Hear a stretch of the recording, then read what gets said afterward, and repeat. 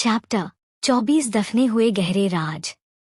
आहान की हालत देखकर हिमाद्री जल्दी से अद्वितीय के पास आई और उसके हाथ को आहान के गले से हटाने की कोशिश करते हुए चिल्लाकर कहा, अद्वितीय क्या कर रहे हो आप? छोड़िए इसे वरना मर जाएगा। ये कहते हुए वो अद्वितीय का हाथ पीछे खींच रही थी, लेकिन अद्वितीय का हाथ अपनी जगह से टस से मस्तक नहीं हुआ। कुछ पल कोशिश करने के बाद हिमाद्री ने एक गहरी सांस लेकर अद्वितीय के चेहरे की तरफ देखा और एकदम से उसकी गर्दन में अपना हाथ डाल उसे हल्का सा अपनी तरफ खींचा और फिर अपने पंजों पर खड़ी होकर अद्वितीय के लबों पर अपने सॉफ्ट लब रख दिए। उसके इस एक्शन से सबकी आंखें हैरानी से फटी की फटी रह गई। अधिक जो अद्वितीय को दूर करने में लगा था, उसके हाथ रुक गए और वो हैरानी से आंखें बड़ी बड़ी किए हिमाद्री को देखने लगा, लेकिन अगले ही पल उसका चेहरा गुस्से से कांपने लगा। इधर हिमाद्री के सॉफ्ट होंठों को अपने होंठों पर महसूस करके अद्वितीय की पकड़ आहान के गले पर ढीली पड़ गई, जिससे आहान ने जल्दी से खुद को अद्वितीय से छुड़वाया। अद्वितीय के छोड़ते ही आहान जोर से खांसते हुए वॉल का सहारा लेकर नीचे बैठ गया। वो लंबी लंबी सांसें लेते हुए जोर से खांस रहा था। आहान के खांसने की आवाज सुनकर सबने उसकी तरफ देखा। अधिक जल्दी से एक पानी की बोतल लेकर आया और आहान को पानी पिलाने लगा। इधर हिमाद्री बिना किसी इमोशन के अद्वितीय की नीली आंखों में देख रही थी। तभी अद्वितीय ने एकदम से उसकी कमर में हाथ डाल उसे वॉल से लगा दिया और बेताबी से उसके होंठों पर टूट पड़ा। उसकी इस एक्शन पर हिमाद्री ने कस के अपनी आंखें बंद कर ली। उसने अद्वितीय के शर्ट को कस के अपनी मुट्ठियों में जकड़ लिया। अद्वितीय अपनी आंखें बंद किए बेताबी से हिमाद्री को किस कर रहा था। उसकी किस में हिमाद्री को तड़प, पागलपन, सनक, प्यार सब कुछ महसूस हो रहा था। हिमाद्री अद्वितीय को किस बैक नहीं कर रही थी। वो चुपचाप आंखें बंद किए खड़ी थी। अचानक ही उसकी आंख से एक कतरा आंसू का बह गालों पर लुढ़क आया। उसके चेहरे पर अलग सा ही सुकून नजर आ रहा था। कुछ देर बाद अद्वितीय ने हिमाद्री के होंठों से अपने होंठों को हटाया। उसके छोड़ते ही हिमाद्री गहरी गहरी सांसें लेने लगी। उसने धीरे से आंखें खोली और उसकी काली गहरी आंखें अद्वितीय की नीली आंखों से जा मिली।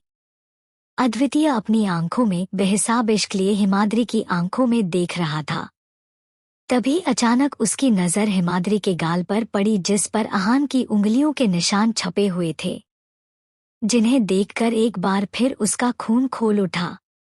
अद्वितीय ने प्यार से हिमाद्री के दूसरे गाल पर हाथ रखा और अपने होंठ उसके दूसरे गाल पर रख दिए, जहां उंगलियों के निशान छुपे हुए थे। आया हिमाद्री की हल्की सी सिसकी निकल गई और उसकी आंखें फिर से बंद हो गई। इधर वीरेंद्र जी और रेशमा अपने बेटे को सरेआम रोमांस करता देख एक पल के लिए हड़बड़ा गए। उन्होंने गार्ड्स की तरफ देखा और उन्हें कुछ इशारा किया, जिसे समझ गार्ड्स ने तुरंत अपना सरहा में हिला अपने कदम अद्वितीय और हिमाद्री की तरफ बढ़ा दिए। सारे गार्ड्स अद्वितीय और हिमाद्री के पास आ उन्हें चारों तरफ से कवर करके उनकी तरफ पीट करके खड़े हो गए। अब अद्वितीय और हिमाद्री किसी को नजर नहीं आ रहे थे। अद्वितीय के होंठों को अपने गाल पर महसूस करके हिमाद्री का रोम रोम सिहर उठा। उसके दोनों गाल शर्म से सुर्ख लाल हो गए और उसकी पलकें झुक गई। अद्वितीय अपने होंठों का कहर हिमाद्री के गाल पर बरसा रहा था। उसके हाथ की पतली उंगलियां हिमाद्री की कमर को थामे हुई थी। कुछ देर यूं ही किस करने के बाद अद्वितीय ने नजरें उठा हिमाद्री की झुकी पलकों को देखा और फिर एक एक करके उसकी आंखों को चूमते हुए कहा, प्रिंसेस ओपन योर आईज। उसकी आवाज सुनकर हिमाद्री ने पलकें उठा अद्वितीय को देखा, जो शिद्दत भरी निगाहों से उसकी आंखों में देख रहा था। अद्वितीय ने हिमाद्री के चेहरे को अपनी हथेलियों में भरते हुए प्यार भरी आवाज में कहा, क्या तुम्हें अब भी पेन हो रहा है? उसका सवाल सुनकर हिमाद्री की आंखों में नमी भर आया। आज से पहले किसी ने उससे इतने प्यार से बात नहीं की थी, सिर्फ दादू को छोड़कर, और अभी अद्वितीय के इस तरह प्यार भरा कंसर्न देखकर उसकी आंखों में पानी भर आया। वो चाहे जितनी कोशिश कर ले खुद को स्ट्रॉन्ग दिखाने की, लेकिन प्यार के लिए तरसती हुई सूखी डाली की तरह थोड़ा सा प्यार मिलते ही वो फिर से खिल उठी। उसका स्ट्रॉन्ग दिल एक पल में पिघल गया। हिमाद्री ने अपनी नजरें इधर उधर करते हुए अपनी पलकों को बार बार झपका कर अपनी आंखों में छाई नमी को छुपा लिया और फिर धीरे से कहा, मुझे आदत है, अब दर्द महसूस नहीं होता है। आपकी केयर के लिए थैंक यू, मैं चलती हूँ। ये कहते हुए उसने एक बार अद्वितीय की आंखों में देखा जिसमें खुद के बेइंतहा इश्क नजर आ रहा था। चैप्टर 25। दूसरे ही पल हिमाद्री ने अपनी नजरें अद्वितीय से फेर ली और उसके साइड से निकलते हुए आगे बढ़ गई, लेकिन तभी पीछे से अद्वितीय ने उसकी कलाई को पकड़ लिया। हिमाद्री के चलते कदम रुक गए। उसने बिना पीछे मुड़े कहा, please mister Chauhan, leave me alone. तभी अद्वितीय ने उसकी बात बीच में काट कर वैसे ही सामने देखते हुए कहा, फिर कब मिलेंगे प्रिंसेस? अगर तुम मुझे नहीं मिली तो तुम्हें तुम्हारे घर से उठाकर ले जाऊंगा। अब मैं तुम्हारे बिना नहीं रह सकता हूँ। उसकी बात सुनकर हिमाद्री ने हल्का सा सर घुमा, अपने पीछे खड़े अद्वितीय को देखा जिसकी उसे पीठ दिखाई दे रही थी। अद्वितीय का चेहरा वॉल की तरफ था। हिमाद्री ने एक गहरी सांस ली और धीरे से कहा, मिस्टर चौहान, ना तो मैं आपकी प्रिंसेस हूँ और नहीं मैं आपको जानती हूँ, फिर किस हक से आपके साथ चली जाओ? पहली मुलाकात में तो कोई किसी को नहीं जान पाता है। तभी अद्वितीय ने सर घुमा, उसकी आंखों में देखते हुए बीच में कहा, जानने के लिए एक मुलाकात नहीं, 1 मिनट काफी है। समझने में सदियों लग जाते हैं। क्या जानना है तुम्हें मेरे बारे में? मैं वो सब बताने के लिए तैयार हूँ। उसकी बात सुनकर हिमाद्री ने उससे अपना हाथ छुड़वाते हुए कहा, मुझे कुछ नहीं जानना। सॉरी, मेरी लाइफ में अभी किसी के लिए जगह नहीं है। ये कहकर वो तुरंत सामने की तरफ पलटी और तेज कदमों से दूसरी तरफ चली गई। उसका जवाब सुनकर अद्वितीय का चेहरा गुस्से से कांपने लगा। उसने गुस्से से अपने हाथ का पंच बना वॉल पर मारते हुए सर्द आवाज में कहा, प्रिंसेस, तुम चाहो या ना चाहो तुम्हें मेरे पास आना होगा। तुम सिर्फ मेरी हो, इस किंग की सिर्फ एक ही क्वीन है और वो है हिमाद्री खुराना। तुम्हारी लाइफ में मेरे लिए जगह हो या ना, लेकिन मेरी लाइफ सिर्फ तुम्हारे लिए है। ये कहते हुए उसकी आंखें एकदम से लाल हो चुकी थी। उसके हाथ से खून निकलने लगा और कुछ खून वॉल पर भी लग गया। इधर हिमाद्री बिना किसी इमोशन के सामने सड़क पर चली जा रही थी। तभी उसके कदम एक जगह आकर रुक गए। वो चुपचाप खड़ी सामने कुछ दूर बने पार्क में बैठे एक कपल को देख रही थी, जिसमें एक लड़का अपने घुटनों के बल बैठा, हाथ में रोज पकड़े मुस्कुराते हुए अपने सामने खड़ी लड़की को देख रहा था। उस लड़की का चेहरा खुशी से खिला हुआ था। उसने खुशी से अपने मुंह पर हाथ रखा हुआ था और हंसते हुए अपने दूसरे हाथ से उस लड़के के हाथ से रोज ले लिया। तभी वो लड़का खड़ा हुआ और कस के उस लड़की को अपनी बाहों में भर लिया। उस लड़की ने भी खुशी से अपने बाहें उस लड़के के चारों तरफ लपेट ली। उन दोनों को देखकर हिमाद्री के होंठों पर प्यारी सी स्माइल आ गई और आंखों में पानी भर आया। उसने उन कपल से अपनी नजरें हटा ली और अपनी फिंगर से अपनी आंखों के कोने साफ करते हुए कहा, अद्वितीय, बस कुछ दिन और इंतजार कर लीजिए मेरा। अभी सही वक्त नहीं आया है। आई प्रॉमिस इस जन्म में आपको बेशुमार प्यार दूंगी, लेकिन उससे पहले अपने दुश्मनों का किस्सा खत्म कर दो। ये कहते हुए उसकी आंखें सुर्ख लाल हो गई। हिमाद्री ने नजरें घुमा सड़क की तरफ देखा, जहां कुछ देर पहले सारा और खुराना फैमिली थी, लेकिन अब वहां कोई नहीं था। सारा को एम्बुलेंस में हॉस्पिटल ले गए और साथ में सारी खुराना फैमिली भी उसके साथ चली गई। दादू भी उन्हीं के साथ थे। यहाँ किसी को नहीं देखकर हिमाद्री के चेहरे पर दर्द भरी स्माइल आ गई। वो अपने कदम आगे की तरफ बढ़ाते हुए बोली, आई एम सॉरी दादी, आज आपके लिए किसी के पास टाइम नहीं है। सब अपनी प्यारी पोती के पीछे पड़े हैं। उसकी छोटी सी चोट पर वो सब ऐसे रिएक्ट कर रहे हैं जैसे पता नहीं उसका कितना बड़ा एक्सीडेंट हो गया हो। ये कहते हुए हिमाद्री के दिमाग में 2 साल पहले की यादें ताजा होने लगी, जब उसका भयानक एक्सीडेंट हुआ था और वो कोमा में थी, लेकिन फिर भी कोई उससे मिलने नहीं आया और सारा की मामूली सी चोट को देखकर उसके भाई ने उस पर हाथ उठा दिया और सब नफरत भरी नजरों से उसे देख रहे थे। हिमाद्री ने एक गहरी सांस ली और वो वहां से चली गई। कुछ देर बाद हिमाद्री वहां आए हुए सभी बच्चों, बूढ़ों, गरीबों सबको गिफ्ट्स बॉक्स दे रही थी जिनमें उनकी जरूरत का सामान था। वहीं सड़क पर दूर खड़ी कार, जिसकी बेक शीट पर अद्वितीय बिना किसी एक्सप्रेशन के बैठा हिमाद्री को देख रहा था। उसने अपना फोन निकाला और किसी को कॉल मिला दिया। कुछ देर बाद दूसरी तरफ से कॉल पिक हुआ। हेलो रघु, अद्वितीय ने कोल्ड आवाज में कहा। तभी दूसरी तरफ से रघु ने तुरंत जवाब दिया, यस बॉस। अद्वितीय अपने सर को शीट के हेड पर टिका आंखें बंद करते हुए बोला, खुराना फैमिली की सारी जन्म कुंडली निकालो। जितने भी उनके राज के गड़े मुर्दे हैं उन सबको उखाड़ दो। एक भी राज नहीं रहना चाहिए। और हाँ, आज से 20 साल पहले जो कुछ हुआ उसका भी पता करो।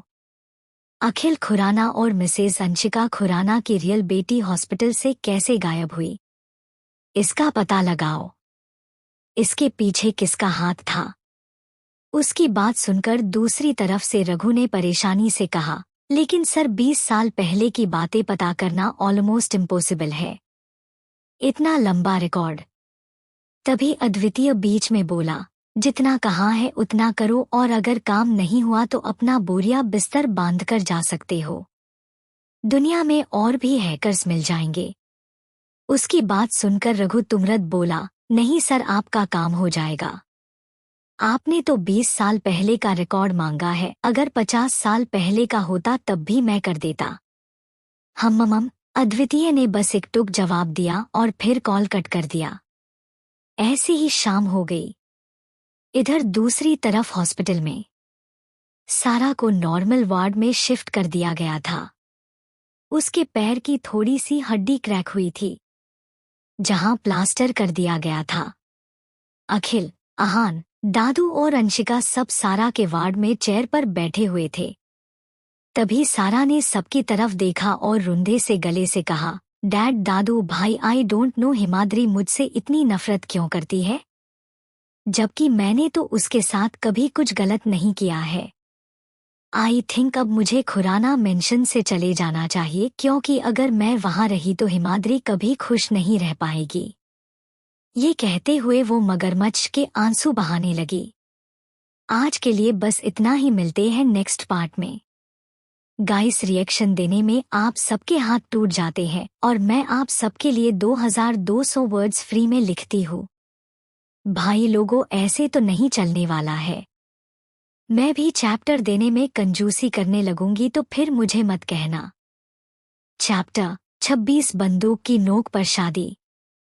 तभी सारा ने सबकी तरफ देखा और रुंधे से गले से कहा, डैड, दादू भाई, आई डोंट नो हिमाद्री मुझसे इतनी नफरत क्यों करती है, जबकि मैंने तो उसके साथ कभी कुछ गलत नहीं किया है। आई थिंक अब मुझे खुराना मेंशन से चले जाना चाहिए, क्योंकि अगर मैं वहां रही तो हिमाद्री कभी खुश नहीं रह पाएगी। ये कहते हुए वो मगरमच्छ के आंसू बहाने लगी। उसकी बात सुनकर सब एक पल के लिए खामोश हो गए, लेकिन फिर दादू ने उसके पास आकर उसके सर पर हाथ फेरते हुए कहा, सारा, तुम जैसा सोच रही हो वैसा कुछ नहीं है। हिमाद्री तुमसे नफरत नहीं करती है, बस वो तुम सबसे नाराज है। इतने दिन फैमिली से दूर रही है, इसलिए उसका बिहेव बदल गया है।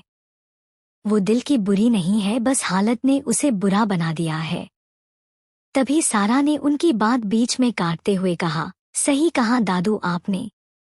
हिमाद्री बुरी नहीं है, बल्कि बुरी तो मैं हूँ। तभी तो उसने बिना सोचे समझे सबके सामने मुझे थप्पड़ मार दिया, और जब उसका इतने में भी मन नहीं भरा तो कार के आगे धक्का दे दिया। काश उस कार ड्राइवर ने कार को ब्रेक नहीं लगाए होते तो आज मैं हमेशा के लिए आप सबसे दूर जा चुकी होती। ये कहते हुए वो फफक कर रोने लगती है।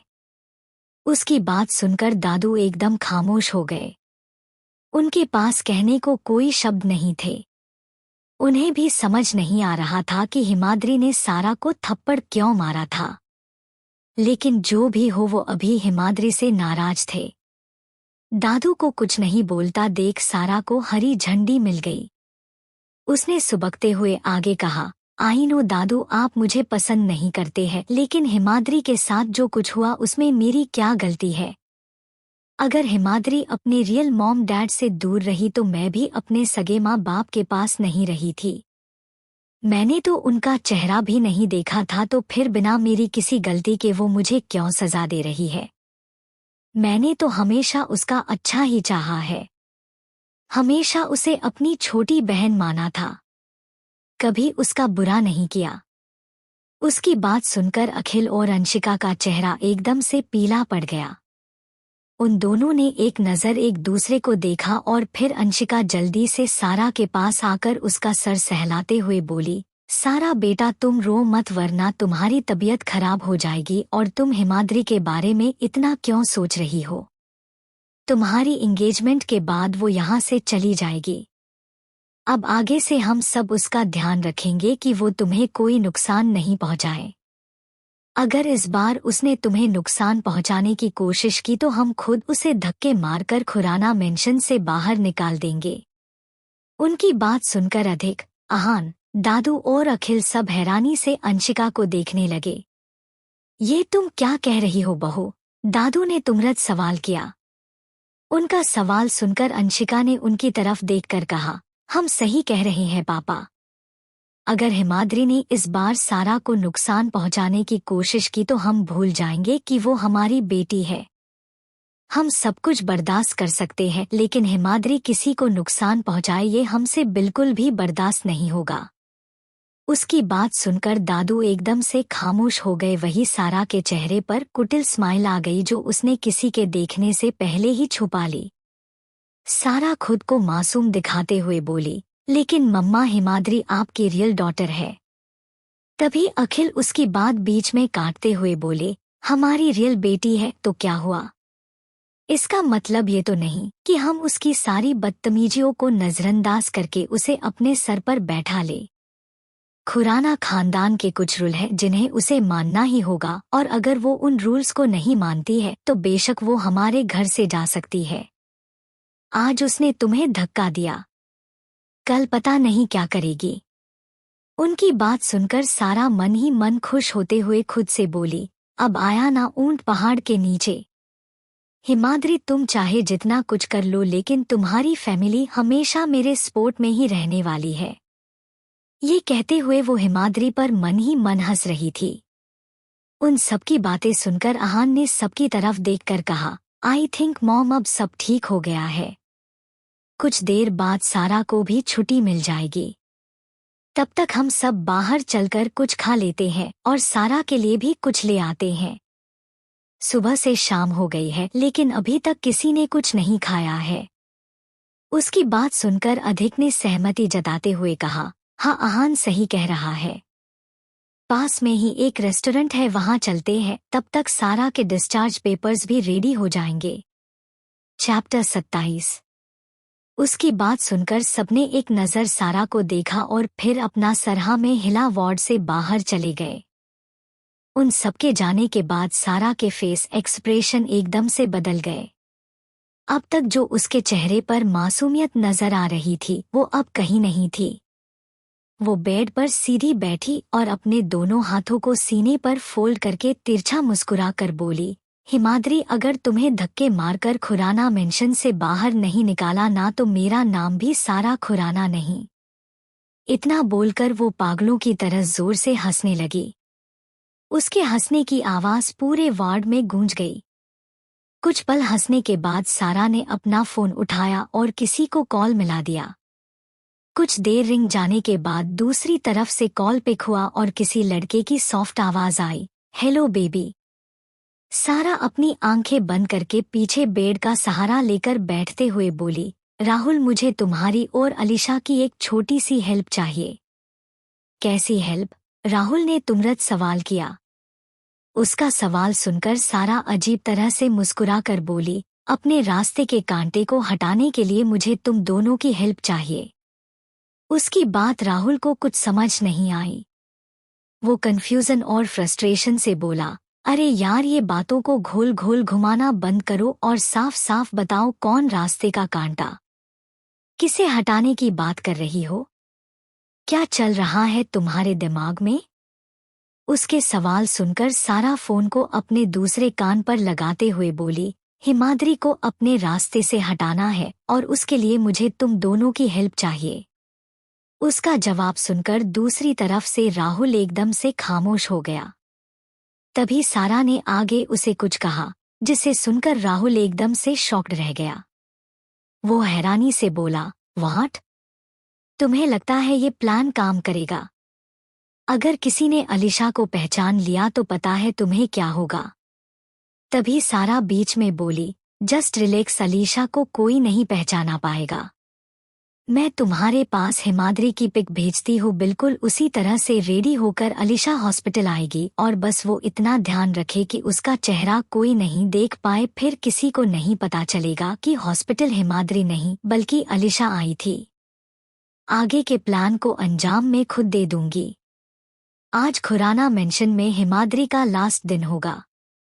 मैं उसके चक्कर में अपनी एंगेजमेंट पार्टी नहीं खराब करना चाहती हूँ। उसकी बात सुनकर राहुल कुछ पल रुककर बोला, okay, I will try it. उसका जवाब सुनकर सारा आंखें बंद करके बोली, ओके, जो भी करना है जल्दी करो, बस आधे घंटे का टाइम है। अभी सारी खुराना फैमिली रेस्टोरेंट गई हुई है। वो सब यहाँ आ जाए उससे पहले ही प्लान को अंजाम देना होगा। उसकी बात सुनकर राहुल कुटिलता से मुस्कुराकर बोला, ओके जान, तुम्हारे लिए तो मेरी जान भी हाजिर है, फिर ये तो कुछ भी नहीं। ये सुनते ही सारा के चेहरे पर घमंड भरी स्माइल आ गई। उसने फोन पर किस करके कहा, ओके बेबी, अब मैं रखती हूँ। ओके, राहुल ने कहा और फिर कॉल कट कर दिया। इधर चौहान मेंशन में वीरेंद्र जी और रेशमा दोनों सुबह ही मंदिर से आ गए थे। रेशमा जी ने वापस अलीशा और राहुल से मिलने को मना कर दिया, इसलिए वीरेंद्र जी उन्हें लेकर सीधे चौहान मेंशन आ गए थे। अद्वितीय इस वक्त वीरेंद्र जी और रेशमा के सामने वाले सोफे पर एक पैर पर दूसरा पैर चढ़ाए बैठा था। डैड, मुझे मेरी प्रिंसेस चाहिए किसी भी कीमत पर। अगर मुझे वो नहीं मिली तो मैं पागल हो जाऊंगा। अद्वितीय ने वीरेंद्र जी को देखते हुए सनकीपन से कहा। उसकी बात सुनकर वीरेंद्र जी ने कुछ नहीं कहा। वो बस गौर से अपने बेटे को देख रहे थे। तभी रेशमा जी परेशान होते हुए बोली, अद्वितीय, तुमने ये क्या जिद लगा रखी है? वो एक जीती जागती इंसान है, कोई टॉय नहीं जो तुमने कहा और हमने ला दिया। तभी अद्वितीय बीच में बोला, मॉम, मुझे टॉय चाहिए भी नहीं। I just want my princess. अगर वो अपनी मर्जी से मेरे पास नहीं आई तो मैं उसे उठा कर ले आऊंगा।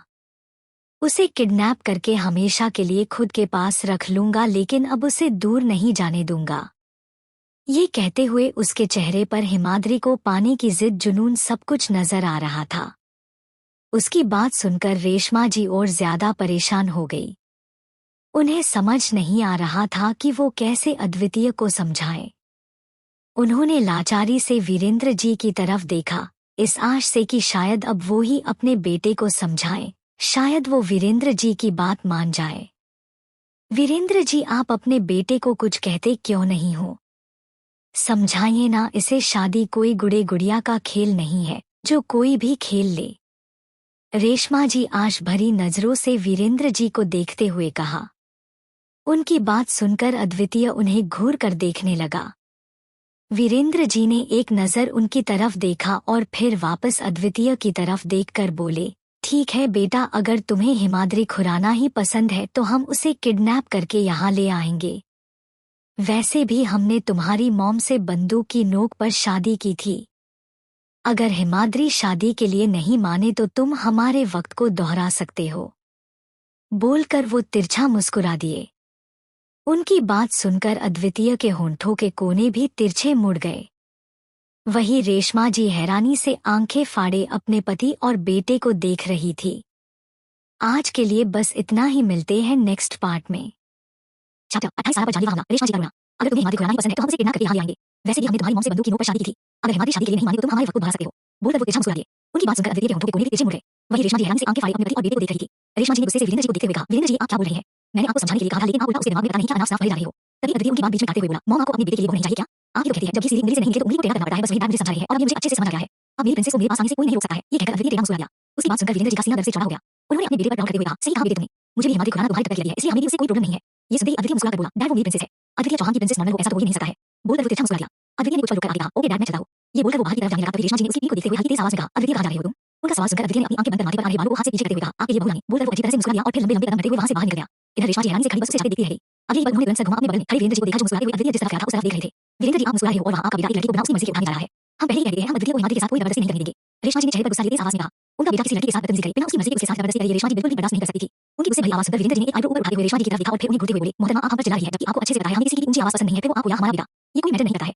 ये कहते हुए उनकी आवाज काफी सख्त थी जिसे सुनकर एक पल के लिए रेशमा जी कांप गई। लेकिन दूसरी पल उन्होंने खुद को संभाली गहरी सांस भरकर सॉफ्ट आवाज में कहा, सॉरी वीरेंद्र जी लेकिन आपको अद्वितीय की हरकतें देखकर हमें गुस्सा आ गया। शी इज इनोसेंट, आप उस बच्ची की बिना मर्जी के अद्वितीय की शादी उससे नहीं करवा सकते हैं। हमें भी वो बहुत पसंद है लेकिन इसका मतलब ये तो नहीं कि हम हमारी खुशियों के आगे उस बच्ची की खुशियों का गला घोंट दें। ये कहते हुए उनकी आंखों में कोई इमोशन नहीं थे, वो एक्सप्रेशनलेस चेहरे से वीरेंद्र जी को देख रही थी। उनकी बात सुनकर वीरेंद्र जी कुछ पल के लिए खामोश हो जाते हैं। उन्होंने कुछ पल खामोशी से रेशमा जी की आंखों में देखा और फिर बिना कुछ बोले अपना फोन निकाल वीडियो ओपन कर फोन को रेशमा जी की आंखों के सामने रख दिया। रेशमा जी ने सवालिया नजरों से वीरेंद्र जी को देखा लेकिन तभी वीरेंद्र जी ने आंखों के इशारे से उन्हें फोन में चल रहे वीडियो को देखने को कहा। रेशमा जी ने ऊपर से नजरें हटा फोन की स्क्रीन की तरफ देखा और उसमें चल रहे वीडियो को देखकर वो एक पल के लिए एकदम से हैरान रह गई। जैसे जैसे वीडियो आगे चल रहा था वैसे वैसे रेशमा जी के फेस एक्सप्रेशन बदलते जा रहे थे। कुछ देर बाद उनकी आंखों में पानी का सैलाब बनाया। उन्होंने तुरंत फोन से अपनी नजरें फेरी और उनकी आंखों से आंसू छलकाए। चैप्टर 29। वीरेंद्र जी की नजरें रेशमा जी पर टिकी हुई थी। उनके फोन से नजरें हटाते हुए उन्होंने बिना किसी एक्सप्रेशन के कहा, क्या हुआ मोहतरमा? आप अभी चाहती है कि अद्वितीय हिमाद्री से शादी न करे? अगर ऐसा है तो हम अभी अद्वितीय को रोक लेंगे। इतना तो विश्वास है हमें हमारे बेटे पर कि वो हमारी मर्जी के खिलाफ जाकर कोई भी काम नहीं करेगा। उन्होंने इतना ही कहा था तभी रेशमा जी ने रुकते नजर से कहा, वो लोग ऐसा कैसे कर सकते हैं वो भी अपनी बेटी के साथ? ऐसा तो कोई अपने दुश्मन के साथ भी न करे। कितना कुछ झेला है उसने। तभी वीरेंद्र जी उनकी बात बीच में काटते हुए कहा, अब क्या चाहती हैं आप? वो वही सब झेलते रहे। उनकी बात सुनकर रेशमा जी ने तुरंत अपना सर नाम हिलाते हुए कहा, नहीं बिल्कुल भी नहीं। उन लोगों के पास तो हम अपने जानवरों को भी नहीं रहने देंगे, वो तो हमारे बेटे की प्रिंसेस है। उनका जवाब सुनकर वीरेंद्र जी के चेहरे पर गहरी मुस्कुराहट खिली। उन्होंने रेशमा जी को अपने सीने से लगाते हुए उनका सर सहलाकर कहा, मोहतरमा जी रोना बंद कीजिए। हम आपकी आंखों में आंसू बर्दाश्त नहीं कर सकते हैं। हिमाद्री बहुत जल्द हमारे घर में होगी हमारी बेटी बनकर। अगर वो हमारे बेटे की प्रिंसेस है तो हमारी राजकुमारी होगी। ये कहते हुए उनकी आंखों में खुशी से पानी भर आया। वीरेंद्र और रेशमा जी को हमेशा से अपनी एक बेटी चाहिए थी लेकिन रेशमा जी जब प्रेग्नेंट थी तब उनका एक्सीडेंट हो गया था। उन्हें 8वां महीना चल रहा था। उस एक्सीडेंट के बाद रेशमा जी की हालत बहुत खराब हो गई। बड़ी मुश्किल से वो और उनका बेबी अद्वितीय बच पाए थे लेकिन उसके बाद वो फिर कभी मां नहीं बन पाई। उसके बाद रेशमा जी बहुत स्ट्रेस में चली गई थी तब वीरेंद्र जी ने बहुत मुश्किल से उन्हें संभाला था। रेशमा जी और वीरेंद्र जी जब भी बेटी का जिक्र होता था तो हमेशा इमोशनल हो जाते थे। इधर दूसरी तरफ हॉस्पिटल में एक घंटे बाद सारी खुराना फैमिली वापस हॉस्पिटल में आई तभी अचानक सबके कदम सारा के वार्ड से कुछ दूरी पर रुक गए और सब हैरानी से सारा के वार्ड की तरफ देखने लगे। जहां से अभी अभी एक लड़की जिसने रेड कलर की साड़ी पहनी थी और बालों को खुला छोड़ा हुआ था, उसके रेशमी बाल उसकी पूरी पीठ पर लहरा रहे थे। उसने मुंह पर मास्क लगाया हुआ था। वो तेज कदमों से सारा के वार्ड से निकली और दूसरी तरफ मुंह करके तेज कदमों से बैकयार्ड की तरफ चली गई। हिमाद्री आहा ने हैरानी से उस लड़की को देखते हुए कहा, तभी दादू ने धीरे से कहा, हिमाद्री यहाँ कब आई और वो सारा के वार्ड में क्या कर रही थी? क्या वो सारा से मिलने आई थी? उन्होंने इतना ही कहा था तभी अखिल ने उनकी बात बीच में काटते हुए गुस्से से कहा, अगर उसे इतनी सारा की फिक्र थी तो उसे थप्पड़ नहीं मारती, उसे धक्का नहीं देती। अभी वो बोल रहे थे तभी अचानक सबके कानों में सारा के वार्ड से जोर से चीखने की आवाज सुनाई दी। आया। इस चीख को सुनते ही पूरी खुराना फैमिली एकदम से घबरा गई। अंशिका ने धीरे से कहा, सारा। इतना बोलकर वो जल्दी से सारा के वार्ड की तरफ भागी और उन्हीं के पीछे पूरी खुराना फैमिली सारा के वार्ड की तरफ दौड़ी। दूसरी तरफ से नर्स जो पास वाले वार्ड में थी अपने बगल वाले वार्ड से चीखने की आवाज सुनकर वो जल्दी से उस वार्ड से निकलकर सारा के वार्ड में आ गई लेकिन तभी सबके कदम वार्ड के डोर पर ही रुक गए और सामने का नजारा देखकर हैरानी से सबकी आंखें फैल गई। सारा, आहान ने चिल्लाते हुए कहा। इधर सारा बेड से नीचे टूटी फूटी हालत में पड़ी थी। उसके हाथ की ड्रिप निकलकर बेड पर पड़ी थी और उसके सर पर हल्की सी चोट लगी थी जहां से खून रिस रहा था। उसका पूरा चेहरा लाल और पसीने से भीगा हुआ था।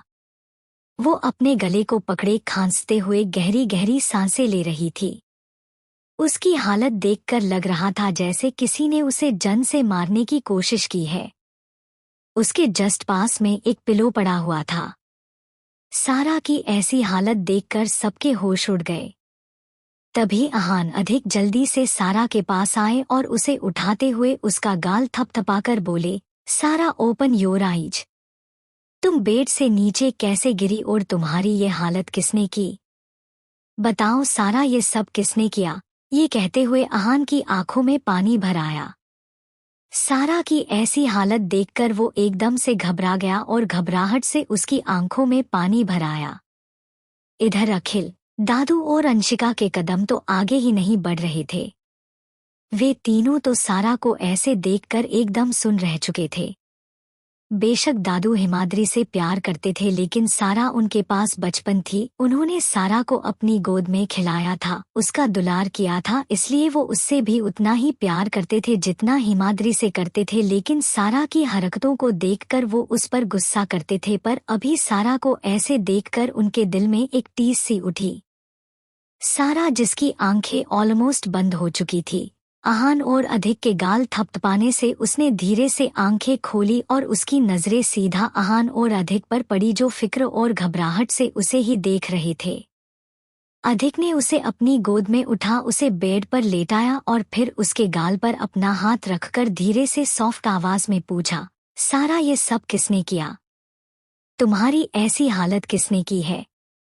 उसके सवाल सुनकर सारा की आंखों से आंसू बहने लगे और होंठ कुछ बोलने के लिए फड़फड़ाने लगे। हाँ सारा, ये सब किसने किया है? आहान ने उसके पास चेयर पर बैठते हुए पूछा। सबकी नजरें सारा पर टिकी हुई थी और सब उसके बोलने का इंतजार कर रहे थे। तभी सारा ने अपनी आंखें बंद करके रोते हुए धीरे से कहा, हिमाद्री ने। आज के लिए बस इतना ही, मिलते हैं अगले पार्ट में।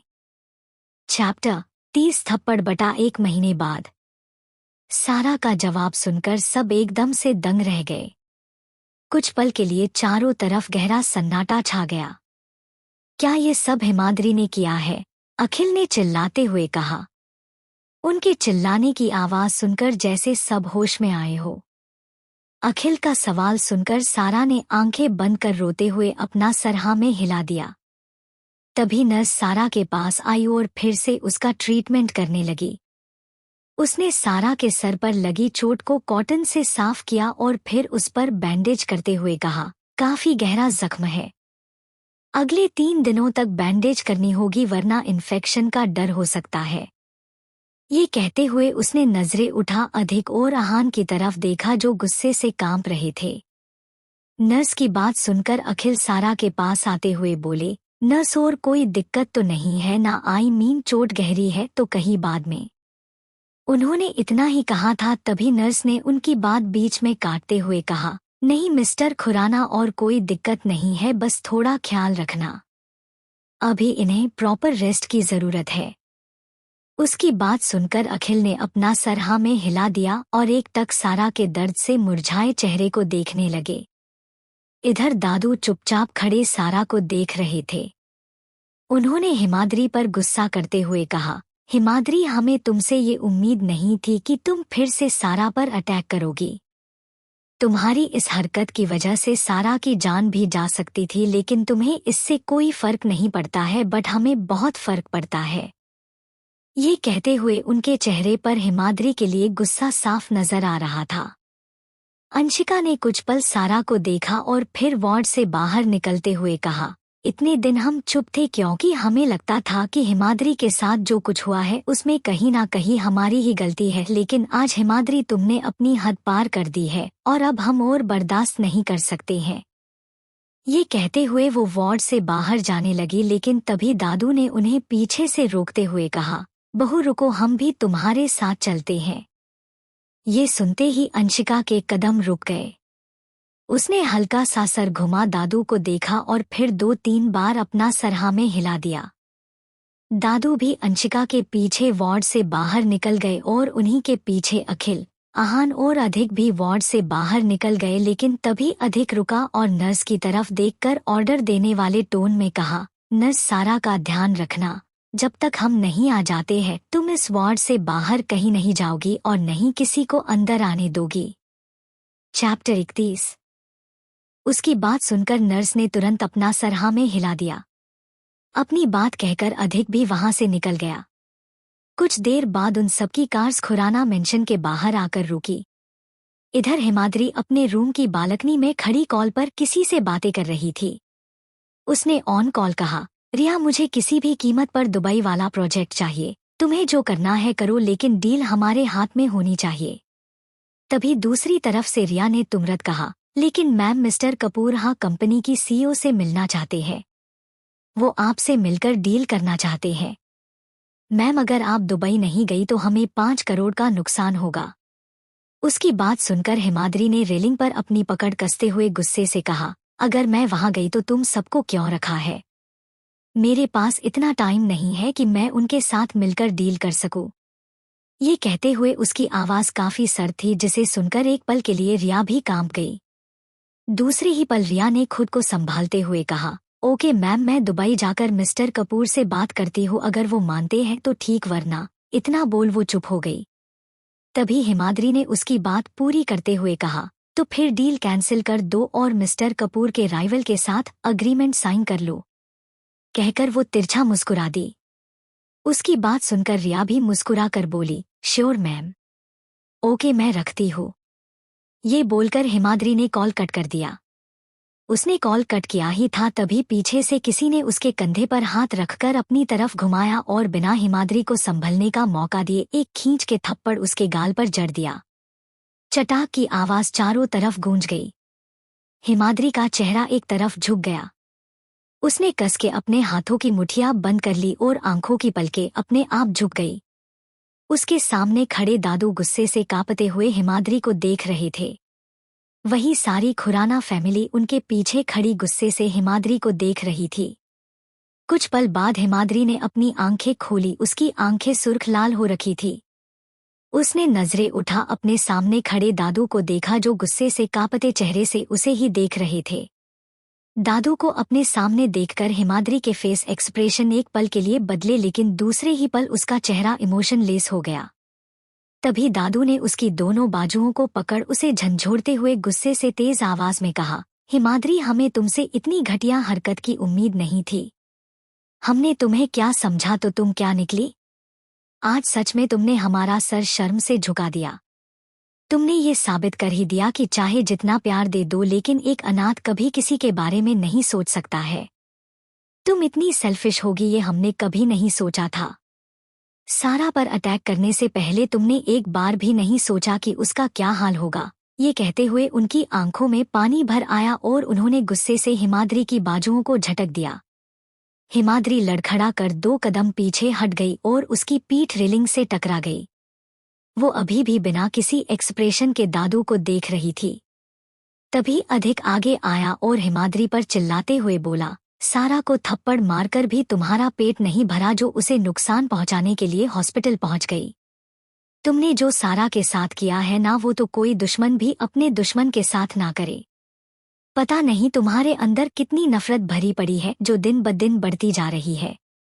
ये कहते हुए वो नफरत से हिमाद्री को देख रहा था। उसकी बात सुनकर भी हिमाद्री ने कुछ नहीं कहा। वो एक्सप्रेशन लेस चेहरे के साथ खड़ी चुपचाप सबको देख रही थी। तभी अंशिका आगे आई और गुस्से से हिमाद्री के दूसरे गाल पर थप्पड़ मार दिया। हिमाद्री ने कस के अपनी आंखें बंद कर ली लेकिन अभी भी वो वैसे ही खड़ी थी। उसके दोनों हाथ नीचे थे और चेहरा हल्का सा दूसरी तरफ झुका हुआ था। उसके दोनों गाल एकदम लाल हो चुके थे। मुझे शर्म आ रही है तुम्हें अपनी बेटी कहते हुए। तुम हमारा खून नहीं हो सकती हो। हमारा खून इतनी गिरी हुई हरकत नहीं कर सकता है। सारा पर जानलेवा अटैक करने से पहले तुम्हारे हाथ एक पल के लिए भी नहीं कांपे। अंशिका ने रोते हुए हिमाद्री को देखकर कहा। उसकी आंखों से आंसू बह रहे थे और चेहरे पर गुस्सा, नफरत सब कुछ नजर आ रहा था। उनकी बात सुनकर हिमाद्री ने आंखें खोलकर उनकी तरफ देखा। उसकी आंखें पहले की बजाय सुर्ख लाल हो रखी थी। अब क्या हुआ, कुछ बोल क्यों नहीं रही हो? जवाब नहीं है या फिर बोलने के लिए कुछ बचा ही नहीं है? अखिल ने आगे आते हुए गुस्से से कहा। उन सबकी कड़वी बातें सुनकर भी हिमाद्री ने अपने मुंह से एक एक वर्ड भी नहीं निकाला। वो खामोशी से खड़ी सबके कड़वे बोल और अपने लिए नफरत देख रही थी। तभी दादू ने जोर से चिल्लाते हुए कहा, निकल जाओ हमारे घर से और अब मेहरबानी करके कभी यहाँ वापस मत आना। फिर से हमें अपनी शक्ल मत दिखाना। ये कहकर दादू ने दूसरी तरफ अपना चेहरा फेर लिया। दादू की बात सुनकर सब एक पल के लिए खामोश हो गए। सबने हैरानी से दादू की तरफ देखा जो दूसरी तरफ चेहरा फेरे खड़े थे। वही हिमाद्री जो अब तक चुपचाप खड़ी थी, अचानक ही उसके फेस पर मुस्कुराहट खिल गई। वो दादू के करीब आई और उनकी चीन पर अपनी उंगली रखकर उनका चेहरा अपनी तरफ किया। दादू ने गुस्से से उसे देखा और उसका हाथ झटकने को होते हैं लेकिन तभी हिमाद्री ने कहा, थैंक यू मिस्टर अभिमान खुराना, मुझे मेरी औकात दिखाने के लिए, मुझे ये बताने के लिए कि मैं क्या हूँ। इतने दिन बहुत बड़ी गलतफहमी थी। मुझे खुद पर घमंड था कि कोई तो है जो आंखें बंद करके मुझ पर भरोसा करता है, लेकिन आज आपने वो गलतफहमी भी दूर कर दी। इस दुनिया में कोई अपना नहीं है। वक्त आने पर सब बदल जाते हैं, ये आज आपने बता दिया। I would like to thank you once again. ये बोलकर हिमाद्री ने अपना हाथ वापस पीछे खींच लिया और सबको इग्नोर करके रूम में आ गई। हिमाद्री एक कबर्ड के पास आई और उसमें से कुछ पेपर्स निकाल वो वापस बालकनी में खड़े दादू के पास आ गई। सबकी नजरें उसी पर टिकी हुई थी और उसके हाथ में पेपर्स देखकर सब उसे सवालिया नजरों से देखने लगे।